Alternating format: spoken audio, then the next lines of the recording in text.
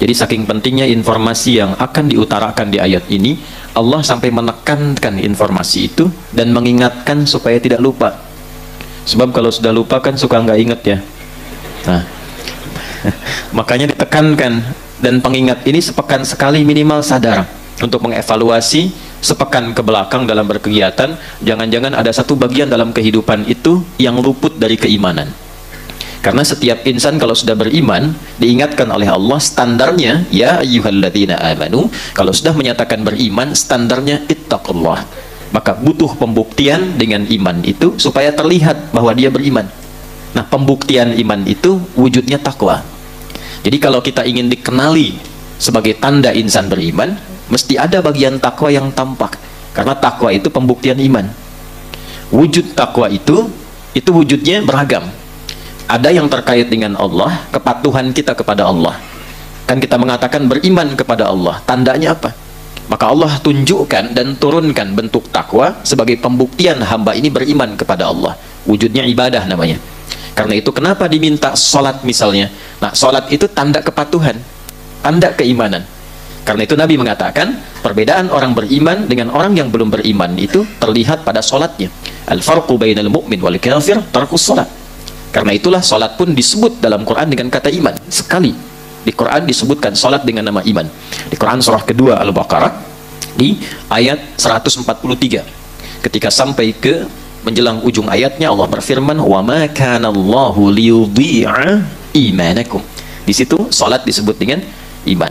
Karena itulah pembuktian takwa pertama, kalimat takwa dan derivasinya disebutkan sebanyak 240 kali dalam Al-Quran. Pemiliknya disebut dengan taqi, jamaknya disebut dengan muttaqin atau muttaqun. Nah, ketika menyebutkan pemilik takwa dalam bentuk jamak itu, maka ciri khas pertamanya pembuktian iman lewat salat. Al-Baqarah ayat 2-3. Dzalikal kitabu la raiba fihi hudal lil muttaqin. Siapa muttaqin di sini? Ayat 3 pakai alladzina yu'minuna bil ghaib lalu wa yuqimunas shalah. Nah, ini dievaluasi. Jangan-jangan selama sepekan ke belakang ada sholat yang belum tertunaikan dengan baik. Apalagi mengaku beriman tapi tidak sholat. Maka dipertanyakan keimanannya nanti. Katanya beriman, pembuktiannya mana? Nah, ini konsep dasar, ya, konsep dasar. Kalau sudah mengaku beriman, yakin dengan Allah, yakin dengan Islam, mesti ada pembuktian. Maka pembuktian pertama, menjaga kepatuhan dan pengabdiannya kepada Allah dan punya hubungan baik dengan Allah. Ini bentuk syahadat yang pertama dalam hal perwujudannya. Jadi ketika Anda beriman, saya beriman, kita beriman, kan mengatakan kalimat iman pembuka itu asyhadu alla ilaha illallah. Nah, kata Allah di situ itu punya dua makna. Satu bermakna uluhiyah, menetapkan ketuhanan hanya pada Allah saja dan menafikan yang lain. Makanya la pertamanya itu menunjuk pada nafi, illanya isbat. Paham? Tidak. Nafi meniadakan sama sekali. Isbat menetapkan satu yang itu. Jadi ketika mengatakan asyhadu alla la ilaha, menafikan semua. Illa menetapkan, ya, selain yang dinafikan itu tetapkan ini saja. Illallah, hanya Allah. Jadi kalau sudah mengatakan asyhadu alla ilaha illallah, artinya komitmen menetapkan Allah saja sebagai Tuhan dan menepikan atau menafikan yang lain. Yang kedua, kata Allah itu bermakna al-ma'budul haq, yang disembah itu saja. Jadi kalau sudah meyakini Allah Tuhan, beriman tanpa ragu, pembuktiannya apa? Maka ma'budul haq, kita sebagai hamba, abid, sembah. Buktikan itu. Nah, lewat apa itu? Itulah yang dimaksud dengan perintah salat. Ada di mana urutan ini ditemukan? Tafsir syahadat bersambung dengan ketuhanan, bersambung ibadah ke salat. Itu ada di Quran surah 20 Thaha di ayat ke-14. Allah berfirman, "Innani anallahu la ilaha illa ana." Itu uluhiyahnya. Fa'budni, itu ubudiyahnya. Bagaimana menyembah Allah? Wa aqimis sholata li dzikri. Itu salatnya. Jelas sampai sini? Nah, saat kita menunaikan sholat, itu pembuktian iman. Nah, kata umumnya untuk membuktikan itu disebut dengan takwa namanya. Karena itulah kalau kita mendengar tiap Jumat, misalnya khususnya yang laki-laki saat Jumatan, perwakilan dari keluarga datang, diingatkan dengan satu ayat, ya ayyuhalladzina amanu, disentuh imannya. Ya, dan bentuknya jamak. Makanya saat datang Jumat, jangan mewakili diri sendiri saja. Itu sebagai perwakilan keluarga. Jadi ketika dikatakan ittaqullah, bertakwalah kepada Allah, bukan hanya ingat diri. Mungkin andanya iya sholat, andanya ke masjid. Lihat istri bagaimana. Bukan istri orang, istri Anda. Hah? Ya, halo, ya kan? Lihat anak bagaimana, lihat yang di rumah seperti apa. Kan semua pengen ke surga gitu kan, semua ingin mendapatkan rahmat Allah, semua ingin diberikan solusi. Maka jaga hubungan baik dengan Allah. Bukankah di rumah tangga ingin samara, sakinah, mawaddah dan rahmah? Bukankah ingin kesuksesan dalam pekerjaan? Bukankah ingin harta yang mencukupkan kebahagiaan? Bukankah kita sepakat semua pemiliknya adalah Allah? Anda menginginkan itu semua, tapi jauh dari Allah. Bagaimana membangun logikanya? Maka jalan yang terbaik dekati Allah. Nah, yang kedua, makna takwa itu bila disebutkan di Quran punya dimensi yang kedua, yaitu membangun hubungan baik dengan sesama makhluk. Puncaknya dengan manusia, karena makhluk itu ada tumbuhan. Makanya banyak hadis yang membimbing kita untuk merawat tumbuhan. Jangan rusak tumbuhan. Dalam keadaan marah pun jangan cabut tanaman sembarangan. Oh, hati-hati, yang lagi marah latihannya sama pohon pisang dipukulin, nggak boleh. Salam dari tanah kusir, ya kan? Contoh, ya kan? Dalam keadaan perang loh, tingkat tinggi itu dilarang merusak tanaman. Itu Islam tuh sampai seperti itu, masya Allah. Pada hewan, sebentar lagi kan Idul Adha ya, ada hewan disembelih. Kan ada hewan tuh dibagi ke 3 bagian kan? Hewan yang dikonsumsi, hewan yang digunakan untuk membantu dalam hal pekerjaan, seperti yang membajak. Yang ketiga, hewan yang digunakan sebagai kenyamanan dalam tatapan yang dipelihara. Itu 3 fungsinya. Ya, antum kan tidak makan burung kasuari kan? Tapi untuk dilihat kan keindahannya, dengar suaranya. Hah? Ada sapi, kerbau yang digunakan untuk membajak, diambil tenaganya. Tapi ada yang dikonsumsi untuk dimakan. Memang diciptakan itu sebagai bagian dari konsumtif. Ibadah hewannya itu senang saat disembelih. Tapi Nabi pun mengatur cara menyembelihnya bagaimana. Sampai ke hewan begitu. Tajamkan pisaunya, bila dijatuhkan, jatuhkan tanpa menyakiti. Ya, saat menajamkan pisau, jauhkan pisau dari hewannya. Jadi nanti kalau mau nyembelih pas Idul Adha, jangan sambil main-main. Sebentar ya, cepat kok, insya Allah nih tajam tuh. Ya, nggak boleh. Jadi maksud saya begini, kalau pada tumbuhan dan hewan saja diminta berlaku yang baik, maka bagaimana dengan manusia? Jangan sampai tahajud rajin, tapi pada orang tua masih durhaka. Jangan sampai puasanya nggak tinggal Senin Kamis, taklimnya luar biasa, tapi dengan anak pun belum selesai persoalan. Dengan tetangga belum baik gitu. Itu dilihat dan dinilai, dan itu dijadikan oleh Allah bagian dari sifat takwa. Kita ambil contohnya Quran surah ketiga Al-Imran di ayat 133 sampai 134. Wasari'u ila maghfiratin min rabbikum wa jannatin 'arduha as-samawati wal ardu u'iddat lil muttaqin. Siapa muttaqin di sini yang dijanjikan surga seluas langit dan bumi? Ternyata amalan pertamanya amalan kedua tadi. Alladzina yunfiquna fis sarra wad dharra, yang gemar berbagi dalam kebaikan antar sesama. Wal kadhiminal ghaidha, yang mampu menahan amarah. Ini babnya luas. Artinya tidak banyak memprovokasi orang sehingga orang marah. Diprovokasi bisa tenang sehingga mampu memberikan solusi dalam kebaikan. Wal afina 'anin, membangun kedamaian, tidak senang berselisih, menghadirkan sifat maaf dibandingkan dengan sifat-sifat perselisihan. Wallahu yuhibbul muhsinin, banyak menebar kebaikan. Apa yang kurang baik dalam Islam? Semua baik, makanya disebut Islam. Tuntunannya disebut silmi, hasilnya disebut dengan salam. Orangnya muslim. Jadi kalau orang Islam muslimnya benar, menunaikan petunjuk Islam silminya benar, maka lahir salam. Salam itu kan damai, tenang, sukses, bahagia. Itu salam. Dan di 3 alam, bukan hanya di dunia. Wassalamun alaihi yawma wulida wa yawma yamutu wa yawma yub'atsu hayya. Quran surah ke-19 di ayat yang ke-15. Nah, sebelum kita memulai, ada baiknya kita mengevaluasi diri sampai dengan kita berada di duha kali ini. Apakah betul-betul sudah serius meningkatkan takwa supaya kita punya nilai di hadapan Allah Subhanahu wa taala. Karena itulah kalimatnya berbunyi ittaqullaha haqqa tuqatih. Jangan terlihat seperti serius di majlis ta'lim, tapi ternyata ketika keluar kembali kepada adatnya yang tidak disukai oleh Allah Subhanahu wa taala. Di dalam masjid baik, di luar masjid baik, pulang dari sini yang ada persoalan dengan Allah segera taubati. Sehingga mudah-mudahan saat wafat itu husnul khatimah. Ya, keluar dari masjid ini wafat husnul khatimah. Nah, yang amin nanti mudah-mudahan langsung ya, langsung mendapat kebaikan kan, wafatkan ajalnya. Ya, baik, dan tolong pulang dari sini pun lihat lagi dengan keluarga, perbaiki dengan kerabat-kerabat kita, mudah-mudahan kita dikumpulkan dalam keadaan yang taat di hadapan Allah Subhanahu wa taala. Bismillahirrahmanirrahim. Kehidupan pasca wafat meninggalkan dunia. Alhamdulillah tadi sebelum berangkat saya menginap di dekat sini karena masih ada kegiatan sampai malam. Tadi sebelum berangkat saya sempat mengeluarkan ayat-ayat, sempat nulis saya, dan alhamdulillah sudah saya bawa, jadi kita bisa urai dengan sepenuhnya. Bismillahirrahmanirrahim. Kehidupan pasca kematian digambarkan di dalam Al-Quran dengan dua kata. Satu, ada yang disebut dengan kubur. Kata ini dan turunannya disebutkan 8 kali dalam Al-Quran. Ya, saya sudah tuliskan ini tadi sebelum berangkat, nanti kita bacakan. Kedua, ada yang disebut dengan barzakh. 3 kali disebutkan dalam Al-Quran. Sudah? Bila disebutkan dengan kubur, itu yang dimaksudkan adalah tempat atau alamnya.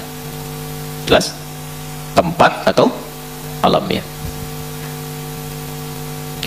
Bila disebutkan dengan barzakh, itu adalah pemisahnya dengan alam yang lain. Jadi kalau kita mendapati kata barzakh, maka yang dimaksud adalah dinding pemisahnya, baik itu dengan dunia yang sebelumnya ataupun dengan akhirat yang setelahnya. Pelan-pelan. Yuk, sekarang kita mulai dulu sebelum ke sana dengan Quran surah ketiga Ali Imran ayat 185. Kullu nafsin dha'iqatul maut. Setiap yang bernyawa itu pasti akan merasakan, mengalami kematian, maut. Maut. Saya ingin tunjukkan betapa detailnya Quran memberikan informasi kepada kita.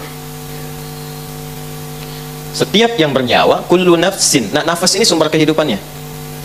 Ini. Jadi ruh kalau sudah masuk ke dalam tubuh kita, itu namanya disebut dengan nafas. Ya.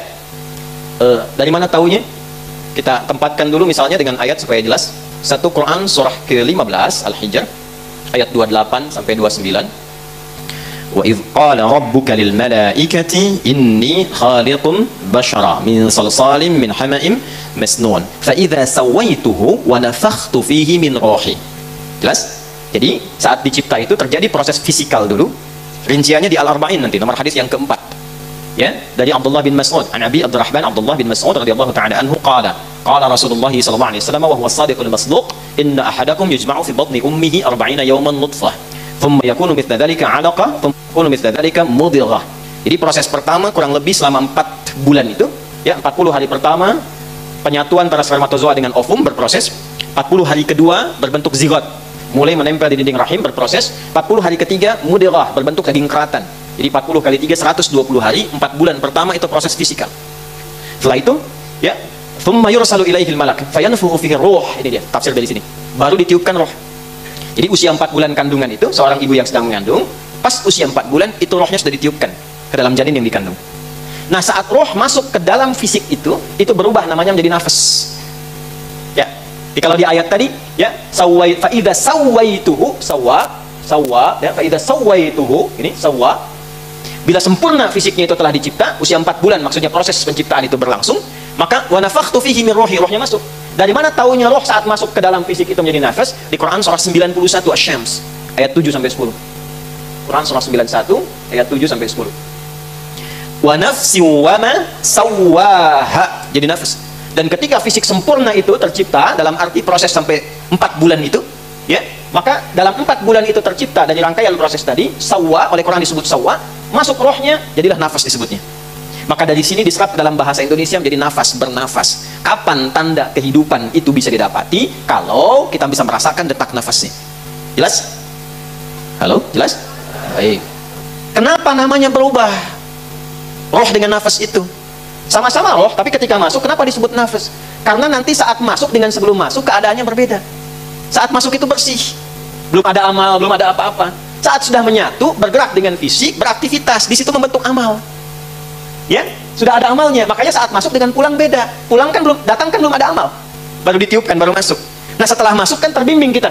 Dilahirkan beraktivitas, mata melihat, telinga mendengar, kaki melangkah. Apa yang dilihat? Itu kan amal. Kalau yang baik dituliskan pahala, yang salah jadi dosa kalau tidak ditobati. Makanya ketika nanti rohnya kembali, maka dia punya bekal dari sesuatu yang telah dikerjakan tadi. Ya, itulah sebabnya kenapa namanya berubah dari roh menjadi nafas, karena saat menjadi nafas dia beraktivitas atau memulai misi hidupnya untuk mengumpulkan amal-amal sebelum dia pulang. Nah, saat pulang, saat dicabut, yang disebut nafasnya bukan rohnya. Kenapa? Karena saat masuk dengan keluar beda. Saat masuk belum ada amal, saat pulang dia pulang membawa amalan. Karena itulah saat disebutkan di Quran surah ketiga, ini agak berat, butuh fokus. Ayat 185, Allah berfirman, kullu nafsin dha'iqatul. Nah, kenapa bukan kullu rohin? Untuk memberikan kesan kepada kita bahwa yang dibawa saat pulang itu amalnya, bukan perangkatnya. Itu poinnya.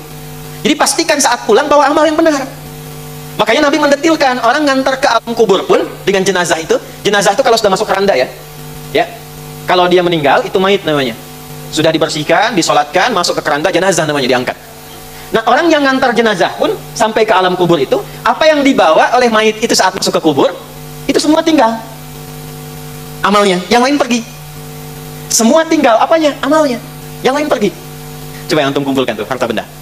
Mobil ikut gak? Gak. Pakaian ini, handphone ikut gak? Tidak. Ya. Suami meninggal, istri ikut? Tuh, udah jawab sendiri, enggak. Istri meninggal, suami ikut?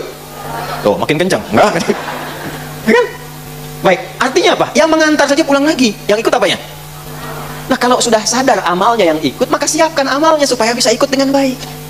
Karena itulah ketika disebutkan kata nafas, mengingatkan kepada kita, sebelum meninggal, udah punya amal belum? Coba kalau ditanya sekarang, udah punya amal belum? Sudah tahu belum? Masih nggak serius juga. Jelas ya? Ini gambaran pertamanya. Karena itulah dalam Islam diajarkan bagaimana beraktivitas di dunia yang melahirkan kenyamanan, saat bersamaan cari bekal supaya saat meninggalkan dunia nyaman juga. Baik, ini bagian pertama. Sebelum kita bicara tentang kubur, alamnya, tempatnya, barzakh, pemisahnya, sebelum sampai ke sini, bicara dulu persiapannya. Jelas? Baik, tenang, pelan-pelan. Tenang. Baik kan?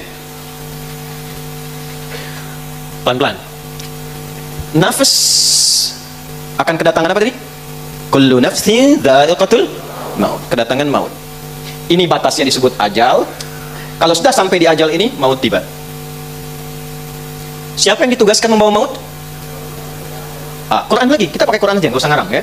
Kan kita kembalikan ke Quran tadi. Quran surah 32 ayat 11. Qul yatawaffakum malakul mautil ladzi wukkila bikum.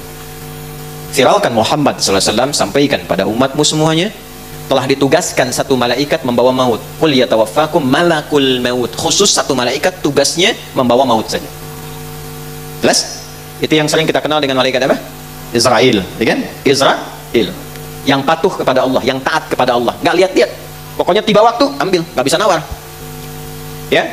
Ada dulu rasul yang dekatnya, jadi rasul di bumi itu punya teman rasul dari langit. Rasul dari langit itu maksudnya malaikat. Ada rasul yang temannya itu malaikat maut. Contoh siapa? Nabi Musa alaihissalam, Nabi Daud alaihissalam. Itu sahabat dari malaikatnya, malaikat maut. Tapi apakah ketika tiba ajalnya diberikan diskon? Tidak. Tiba ajal selesai. Ya, tiba ajal selesai. Jadi kalau sudah tampak dan tiba ajalnya, maka tiba malakul maut, selesai urusannya. Tinggal pertanyaannya ketika tiba ini bakal cukup atau tidak. Jelas. Nah, sebelum sampai ke fase ini, ajal tiba, maut tiba, maka orang-orang yang masih mendapati nafas sebelum tibanya maut disebut mayyit namanya. Mayyitun, mayyit.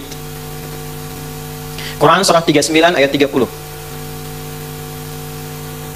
Zumar. Innaka mayyitun wa innahum mayyitun. Muhammad SAW, engkau pasti akan wafat. Jadi seorang nabi pun wafat. Apalagi kita yang bukan nabi, wa innahum mayyitun. Dan mereka pun semuanya itu akan wafat juga. Jadi orang hidup yang belum wafat disebut apa namanya? Mayyit, calon mayit. Akan meninggal. Jadi jangan takut dengan kematian, karena ditakutin pun percuma, meninggal juga. Gerbang pemisahnya kan kematian. Ya, karena itu orang beriman nggak takut meninggal. Yang takut meninggal itu cuma satu aja, yang tidak punya bekal. Itu aja. Kan rumusnya gampang, kata Quran, kullu nafsin. Kalau nafas itu artinya pulang bawa bekal. Kalau bekalnya benar nggak akan takut. Takut itu artinya apa? Kurang bekal. Takut itu artinya apa? Salah bekal. Takut itu artinya apa? Nggak punya bekal. Dan biasanya orang yang nggak punya bekal itu sulit pulang. Kan mudik kemarin begitu kan? Kalau nggak ada bekal nggak pulang kan? Ya, ditarik pulang pun susah kan? Baik. Nah sebaliknya orang yang punya bekal itu menyiapkan dirinya untuk pulang. Karena itulah jadilah mayit yang benar. Cari bekal sebaik-baiknya untuk apa? Pulang. Nanti kita pelajari. Kita urutkan dulu satu-satu supaya detil. Jadi kita temukan mayit ini. Ini masih ada nafasnya. Lalu datang maut, lihat katanya, derivasi katanya. Mayit datang maut, ini ada tasdidnya. Gambaran dari nafas. Datang malakul maut, mengambil nafasnya, datang malak, mengambil nafasnya lewat maut. Kalau diambil, berubah namanya dari mayit jadi mayit namanya. Tasdidnya hilang. Mayitun. Lihat, ini ilmunya mahal, karena tidak mudah mendapatkan kitabnya. Nah, saya meneliti, karena saya fokus meneliti di kajian kebahasaannya. Saya mengambil jurusan formal di bahasa Arab untuk mendalami Al-Quran karena kecintaan pada Quran.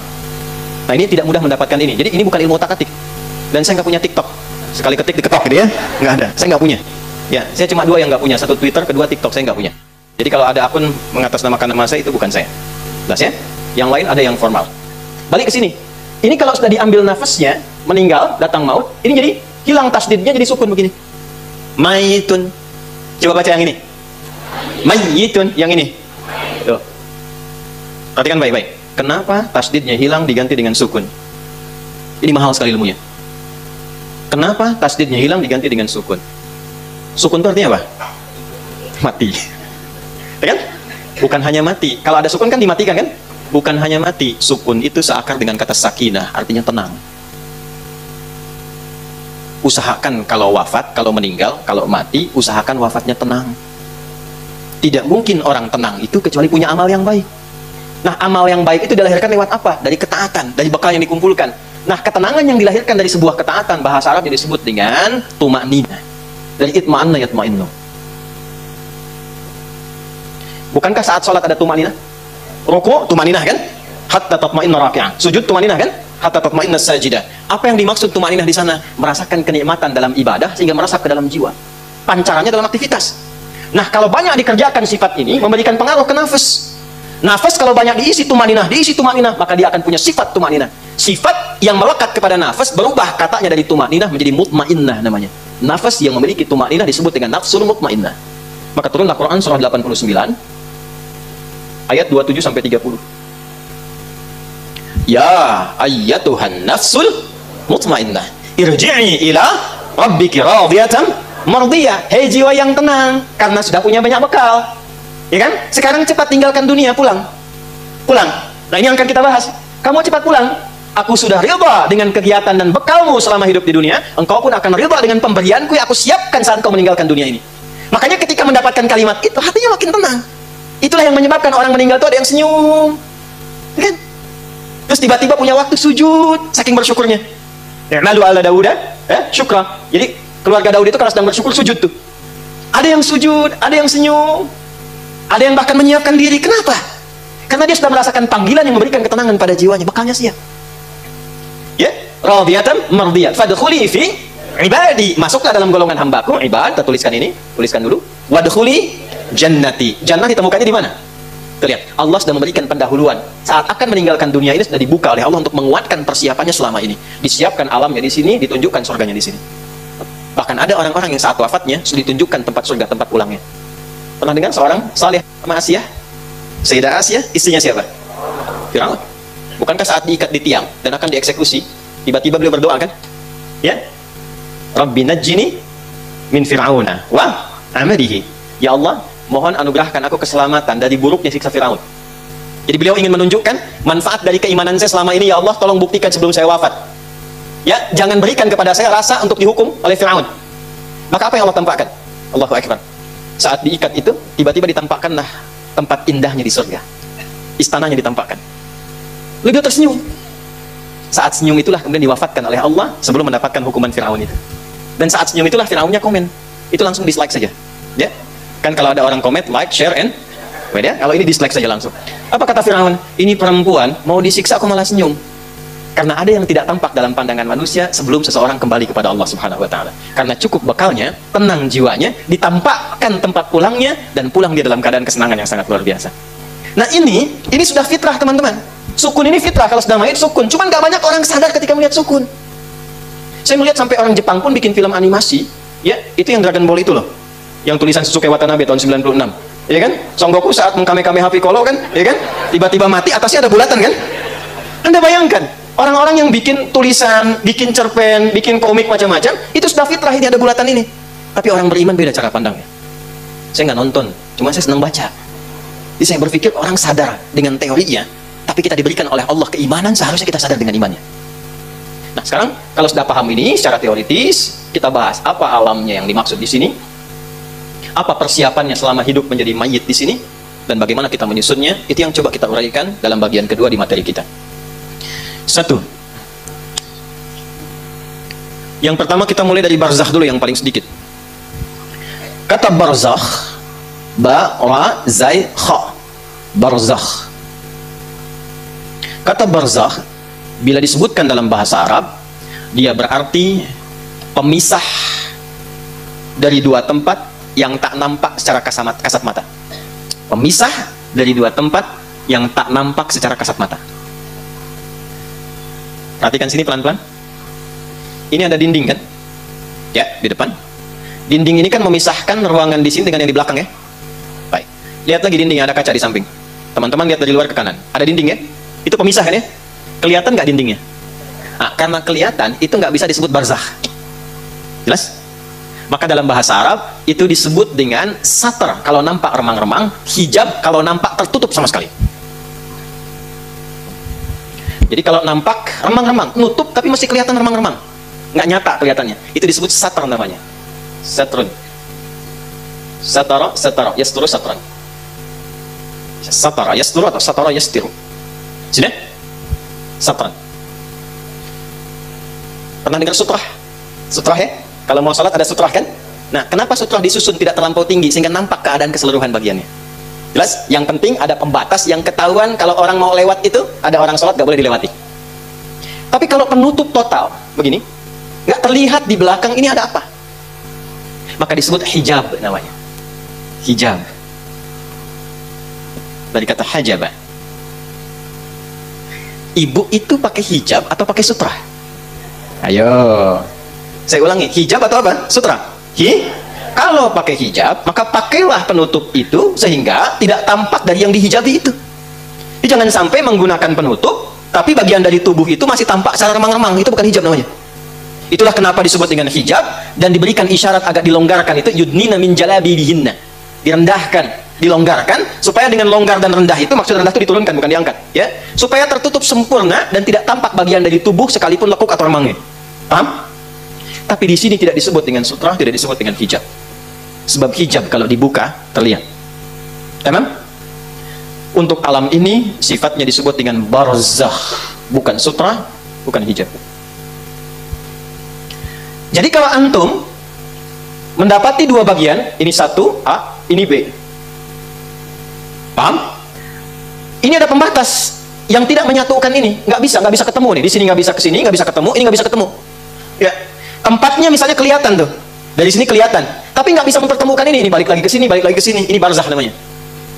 Kalau di lautan yang luas, yang besar, pernah melihat misalnya di YouTube ya, atau National Geographic, ada tiba-tiba ikan, terus balik lagi, ikan balik lagi. Ketika diteliti ternyata itu pertemuan dua arus di situ, ya. Kemudian tiba-tiba ada pembatas di antara dua itu sehingga ikannya nggak sampai ke tempat lain. Begitu nyampe ke sini, balik lagi, nyampe ke sini, balik lagi. Dan dahsyatnya, karakteristik ikan di wilayah ini tidak sama dengan ikan di wilayah sini. Dan itu kalau dicari di kitab manapun, keterangan itu ditemukan di kitab suci hanya dalam Al-Quran. Surah ke-55 ayat 19 sampai ayat 20. Ya.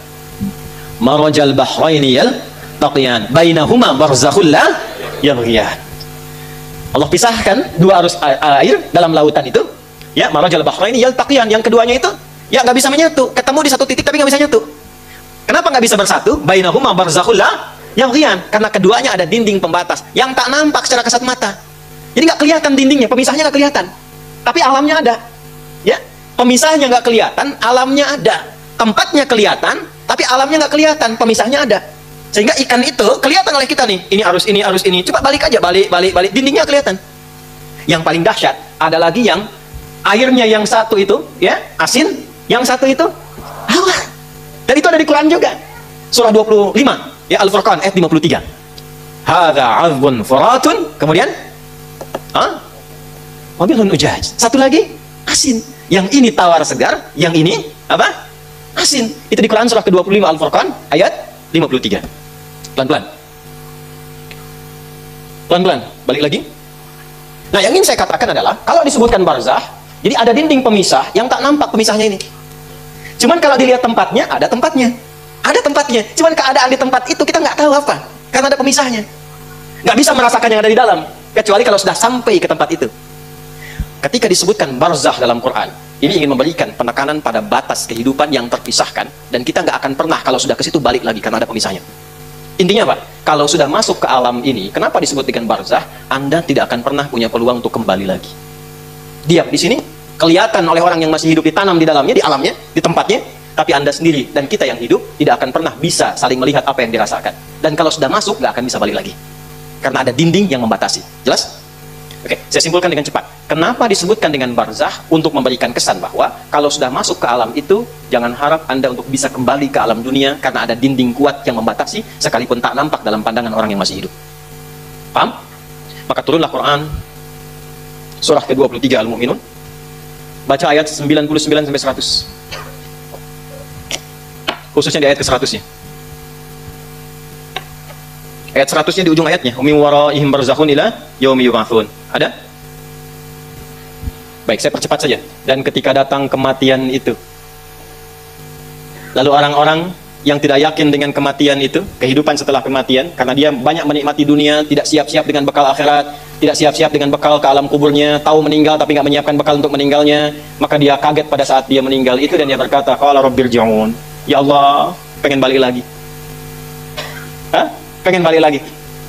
Bahkan nanti di surah Al-Munafiqun itu jelas dikatakan, ya, fa as-saddaqa wa aqum minas salihin.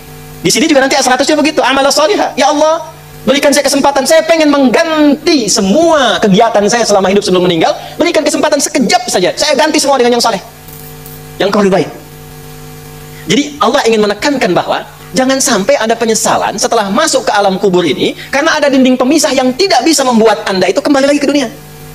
Jadi mumpung belum masuk, siap-siap. Karena kalau sudah masuk, ada pemisah yang kuat yang nggak bisa mengembalikan lagi kita ke dunia. Jelas di sini? Kalau mendengar kata barzah, ini akan dimaksudkan. Kalau mendengar kata barzah, maka ingat-ingatlah bekal apa yang sudah kita kumpulkan agar tidak menyesal setelah masuk ke alam kuburnya. Itu maksudnya. Saya ulang, kalau mendengar kata barzah, maka segera tancapkan ke dalam jiwa untuk mengingat bekal yang telah kita kumpulkan. Karena kalau sudah masuk ke alamnya, yang disebut dengan kubur, ada dinding pembatas yang akan menghalangi kita untuk kembali lagi ke tempat yang pernah kita beraktivitas. Tak akan mungkin bisa kembali. Apalagi kalau Anda menyelam ke lautan, atau misalnya melihat tayangan, tiba kemudian disebutkan di channel pengetahuan, ini ada dinding pemisah, ikan-ikan gak bisa masuk ke situ, dia balik lagi. Maka segeralah berpikir, itulah yang ditampakkan oleh Allah setelah kita wafat, ada dinding pemisah yang tidak akan pernah menjadikan kita kembali ke tempat asal. Paham? Yuk kita simpulkan. Satu, kesimpulan pertama, Allah menekankan dengan kata barzakh kepada setiap insan beriman. Kalimatnya insan beriman ya, kalau nggak beriman itu pilihan. Allah menekankan dengan kata barzakh pada setiap insan beriman agar berbekal berupa amal saleh sebelum wafat, sehingga tidak menyesal saat di alam kubur dan meminta kembali ke dunia. Tenang, masih dunia Bu, bisa diperbaiki. Alam kubur nggak bisa kembali. Sudah? Agar tidak menyesal saat di alam kubur dan minta kembali ke dunia. Satu. Sudah? Baik. Nah sekarang alamnya tadi disebut apa? Tempatnya. Kalau barzakh tadi kan pemisahnya. Ingat ya. Nah, alamnya apa? Kubur. Tempatnya apa? Kubur. Oh, karena belum masuk kita ya. Barzakh itu pemisahnya. Saleh, salihah ya. Barzakh itu apa? Pemisahnya. Kalau alamnya apa? Tempatnya apa? Nah, alam itu tempat. Alam itu tempat. Kenapa tempat disebut alam? Dari kata alima, kata alamat, penunjuk. Karena di tempat itu Allah menunjukkan tanda kebesarannya. Jadi setiap kita masuk ke tempat tertentu mesti kenal di mana setiap tempat yang bisa mendekatkan diri kita kepada Allah. Makanya kalau jalan-jalan cari tempat yang bisa mendekatkan diri kepada Allah. Kalau belajar di tempat yang bisa mendekatkan diri kepada Allah. Karena itulah tempatnya disebut dengan alam. Ya, alam dunia, alam akhirat, alam hewan, alam tumbuhan dijamakkan jadi alamin. Siapa yang punya alamin? Siapa yang merawat? Yang punya, yang merawat, yang memberikan kebutuhan disebut Rabb. Kita memuji setiap hari 17 kali Alhamdulillahi Rabbil. Tapi yang muji ini nggak kenal Allah, itu anehnya. Atau barusan sholat, tapi cari tempat yang menjauhkan dia dengan Allah. Itulah sebabnya kenapa disebut dengan alam. Kalau sudah muncul tanda kebesaran Allah, berubah dari alam jadi ayat namanya. Makanya kalau ke alam kubur, jalan-jalan ke kuburan lihat, itu mesti mampu mendekatkan diri dengan Allah bagi insan beriman.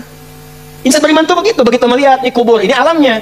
Makanya alamnya disebut kubur, tempatnya kubur. Kenapa bagian dari alam? Sebagai tanda bahwa kita akan ke situ. Supaya ingat. Makanya Nabi kan sering mengingatkan, ke alam kubur itu kan untuk ingat akhirat kan? Bukan untuk ingat dunia. Ya, ini gambarannya. Baik, jadi sekali lagi, kalau alamnya disebut apa? Kubur. Juga tempatnya disebut apa? Artinya kubur menunjuk kepada tempat dan atau alam. Baik, pelan-pelan. Bagaimana keadaan di kubur itu? Ya, bagaimana keadaan di kubur? Mau yang baik dulu atau yang menegangkan dulu? Wah, yang baik dulu ya, tenang dulu. Baik. Quran surah ketiga Ali Imran ayat 169 sampai 171. Quran surah 3 Ali Imran ayat 169 sampai 171. Saya majukan dulu Ali Imran, saya simpan yang Al-Baqarah karena ini keterangannya lebih lengkap. Di Al-Baqarah itu pembukanya. Bismillahirrahmanirrahim. Wa la tahsabanna alladhina qutilu fi sabilillahi amwata bal ahya'un 'inda rabbihim yurzaqun. Ada ayatnya? Farihina bima atahumullahu min fadlihi wa yastabshiruna billadhina lam yalhaqu bihim min khalfihim alla khaufun 'alaihim wa lahum yahzanun. Ada ayatnya? Allahu akbar. Wala tahsabanna alladhina qutilu fi sabilillahi amwata. Jangan Anda duga orang-orang yang telah wafat, meninggalkan dunia, tapi dia menjadikan semua aktivitas dunianya itu sebagai bekal persiapan pulangnya. Dia lakukan semua kegiatan dunianya berdasar petunjuk Allah. Ya, jadi semua kegiatan dunia yang dilakukan berdasar petunjuk Allah, diikutkan petunjuk Allahnya, itu bahasa singkatnya disebut fi sabilillah. Di jalan Allah. Ya, di jalan Allah tuh mengikuti petunjuk Allah. Paham? Nanti ada beberapa bagian yang rendah sampai yang puncak. Puncaknya yang berjuang dengan nyawanya dan hartanya. Ya, dijahiduna fi sabilillah bi amwalihim wa anfusihim. Jadi mereka berjuang di jalan Allah dengan harta sampai jiwa sampai wafat. Itu tingkat tertingginya. Macam-macam, nanti ada yang ulama kan, ada yang pejuang saat berjuang dalam ya tindakan militer diniatkan fi sabilillah, ada. Tapi jangan lupa, tingkat paling dasarnya adalah semua aktivitas kita dari bangun tidur sampai tidur lagi. Kalau kita niatkan mengikuti petunjuk dari Allah, itu aktivitasnya fi sabilillah, di jalan Allah untuk menaati Allah. Ya, jadi jangan batasi fisabilillah itu dalam konteks perjuangan fisikal saja. Dalam artian perjuangan militer, jangan dibatasi di situ, itu puncaknya. Atau perjuangan ilmu. Ya, perjuangan ilmu itu di Quran surah 9 ayat 122. Seperti antum sekarang datang ini. Itu tinggi nilainya. Kalau tidak ada tuntutan berjuang dengan fisik, misal dan kita tidak berharap ini ya, kita jaga kedaulatan negara, Indonesia dalam ancaman, kita terpanggil seperti pejuang kita dulu melakukannya. Bedanya apa? Niatnya fisabilillah karena Allah memerintahkan itu. Jadi berbahagialah bila ada satu negara, ada umat Islam di situ. Karena umat Islam yang ada di satu negara, dia akan berjuang membela dan memakmurkan negaranya atas perintah Rabbnya. Jadi kalau ada ancaman, itu orang Islam itu orang pertama datang, kita yang keluar. Ya, yang mengeluarkan resolusi jihad siapa? Ulama. Kiai Haji Muhammad Hashim bin Asy'ari, itu ketua resimen wilayah Jawa Timur. Resimen Jawa Tengahnya itu Mr. Kasman Singodimejo. Jawa Baratnya Kiai Haji Nur Ali. Kalau masuk ke Tasik Kiai Zainal Mustafa, itu ulama semua. Jangan salah. Dan mereka mengambil risalahnya dari mana? Yang di Riyadhus Shalihin itu. Yang babul niat, babul ikhlas wa ikhdarun niat. Bagaimana berjuangnya fi sabilillah, maka keluar resolusi jihad. Itu berjuangnya itu. Makanya nanti ada, kita temukan apa di antaranya? Ya, ada Hizbul Wathan. Ya, pasukan-pasukan itu relawan-relawan untuk berjuang. Dan nanti digabungkan dengan TNI. Makanya di Sabta Marga dari 7 itu, yang ketiganya itu ada keimanan. Sabta Marga kan 7 tuh. Di TNI itu ya. Yang pertama, kami warga negara Indonesia yang bersendikan Pancasila. Kedua, jadi patriot. Ketiga, kami kesatria Indonesia yang beriman pada Tuhan Yang Maha Esa, menegakkan kebenaran, kejujuran, dan keadilan. Baru yang keempatnya, kami tentara nasional Indonesia. Jadi tentara itu kalau ada iman. Tuh. Saya hafal karena saya ngajar itu. Ya, di situ ada keimanan. Di jiwa patriot, kenegaraan, kesatria, kapan? Ketika beriman. Nah, itu jalan yang tertingginya. Nah, tingkat terendahnya menjadikan semua aktivitas kita untuk menaati Allah. Itulah fisabilillah. Karena itulah dalam Islam, semua kegiatannya itu ada panduannya. Temukan dimanapun, ada nggak orang baru bangun tidur sudah diberikan bimbingan? Nggak ada. Dan kalau kita mau jujur, bukankah semua aktivitas kita itu ada doanya? Ya kan? Nah, doa itulah bimbingan kegiatan yang menjadikan semua aktivitas kita mengikuti petunjuk Allah fi sabilillah. Bangun tidur ada doanya nggak? Ada. Terus mau mandi nih, ke kamar mandi, langkah kaki diatur, ada doanya nggak? Ada. Begitu keluar ada doanya? Masuk dengan keluar sama nggak doanya? Berpakaian ada doanya nggak? Antum mau kerja cari nafkah ada doanya nggak? Dibaca nggak? Tuh. Katanya pengen berkah, pengen dilindungi Allah, tapi nggak dibaca. Aneh manusia zaman sekarang nih. Nah, doa itu bukan sekedar kalimat formal yang menjadikan kegiatan aktivitas jadi ibadah, bukan. Tapi isinya ini panduan hidup. Jadi kalau kita keluarkan, kita pahami, kita dalami, terus diamalkan, itu panduan. Contoh, yuk kita cek satu aja. Bangun tidur baca apa tadi? Alhamdulillahilladzi ahyana ba'dama amatana wa ilaihin. Oke, baik. Tahu dari mana? Saya tunjukkan pada Anda, bahkan dari mulai bangun itu sudah diajari cara bangunnya. Yang kalau dilakukan dapat pahala. Sunnah itu jangan dilihat aktivitasnya saja. Ikut Nabi, dapat pahala. Baca doa, dapat pahala. Tapi kalau kita niatkan doa itu untuk menaati Allah dan Rasulnya, itu saat pulang, surganya sesurga dengan Nabi. Tidak cukup dengan amin. Harus tahu dulu. Dan dengan semua Nabi. Itu ada di An-Nisa, Quran Surah 4 ayat 69. Wa may yuti'illaha war rasul فَأُولَٰئِكَ مَعَ الَّذِينَ أَنْعَمَ اللَّهُ عَلَيْهِمْ مِنَ النَّبِيِّينَ وَالصِّدِّيقِينَ وَالشُّهَدَاءِ وَالصَّالِحِينَ وَحَسُنَ أُولَٰئِكَ رَفِيقًا ذَلِكَ الْفَضْلُ مِنَ اللَّهِ وَكَفَىٰ بِاللَّهِ Allahu Akbar. Makanya tiap hari kita minta 17 kali, teman-teman. Ihdinas siratal mustaqim, siratal ladzina an'amta 'alaihim ghairil maghdubi 'alaihim. Nah, siratal ladzina an'amta 'alaihim itu siapa? Tafsirnya di An-Nisa ayat 69. Wa may yuti'illaha war rasul fa ulaika ma'al ladzina an'ama Allahu 'alaihim. Kita minta, ya Allah, siratal ladzina an'amta 'alaihim, kata Allah, ma'al ladzina an'ama Allahu 'alaihim. Siapa mereka? Minan nabiyyina was-siddiqina wasyuhada'i was-salihin. Ada orang yang di surga ditempatkan oleh Allah sesurga dengan semua nabi yang pernah bertugas di bumi. Masya Allah, ketemu lagi di surga. Antum di mana? Oh, depan saya Kiai Fulan, belakang saya Ustadz Fulan. Kalau antum di mana? Saya biasa aja. Masya Allah. Ya, depan saya Nabi Ibrahim, belakang saya Nabi Musa, samping kiri saya Masya Allah Nabi yang katanya paling ganteng semoga bumi, Nabi Yusuf.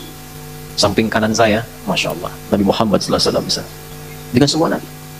Siapa mereka ini? Mereka yang mendedikasikan semua hidupnya untuk menaati Allah dan Rasulnya. Dari bangun tidur terus dari keluar itu. Ya, contoh tadi saya janjikan, Abu Daud misalnya, nomor hadis 1367. Ya.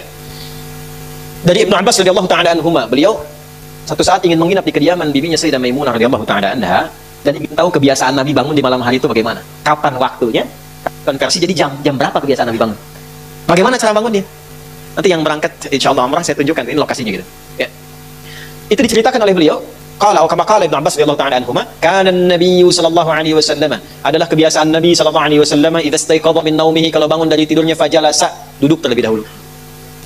Jadi bangun tidur, terus duduk. Masa bangun tidur langsung mandi ya, selempongan kan? Hah? Naik delman istimewa, aku duduk di depan, duduk di muka, kudanya nggak bisa jalan. Hadisnya, oke, anak-anak TK diajarin yang betul, bangun tidur terus duduk, ya, duduk dulu. Ya, itu kan hadisnya begitu, duduk dulu. Kemudian famasaha biyadihi min athari naumi, lalu beliau menghilangkan bekas kantuknya dulu dengan bagian tangan yang bersih. Makanya ada hadis lain kalau bangun tidur kan cuci tangan kan? Ya, itu kalau tahu bagian tangannya kotor atau menyadari bahwa tangan itu berkelana saat tidur, ya, yang bahkan di tempat yang tidak Anda tahu. Makanya kalau Anda ingin bersihkan, cari bagian yang bersih. Wa masaha biyadihi min athari naumi, menghilangkan bekas ngantuk. Jadi jangan baca doa dulu. Bacalah doa itu dalam keadaan sadar, jangan baca dalam keadaan ngantuk. Nah, problem yang terjadi memang bangunnya jam 3. Alhamdulillah. Ya, nah. Begitu sadar 4:30. Ada yang begitu? Ini banyak wajahnya tuh. Ya, antum pasang alarm 3 kali kan? Ya kan? Mau bangun 2:30 tuh kan alarm jam 2:30, jam 3, dengan 3:04 kan? Alarm pertama untuk matikan, alarm kedua kan? Alarm kedua untuk siap-siap kan? Gitu. Nah, di hadis tadi diajarin kalau bangun, ngantuknya hilangin dulu. Kalau nyambung ke sebelumnya tuh luar biasa. Atur waktu, jangan terlalu lama untuk istirahat itu, jangan begadang kecuali ada perlunya. Betul, itu narasi hadis. Begadang jangan. Begadang boleh kalau ada. Kapan Nabi begadang? Kalau ada perlunya. Ya, diskusi dengan istri, membahas sekilas tentang kehidupan rumah tangga. Ada sahabat minta fatwa, Nabi balas. Setelah itu kalau nggak ada masalah, sudah Nabi selesai istirahat. Ba'da isya, sebentar istirahat. Jadi teratur waktunya, sehingga potensi ngantuknya bisa ditekan.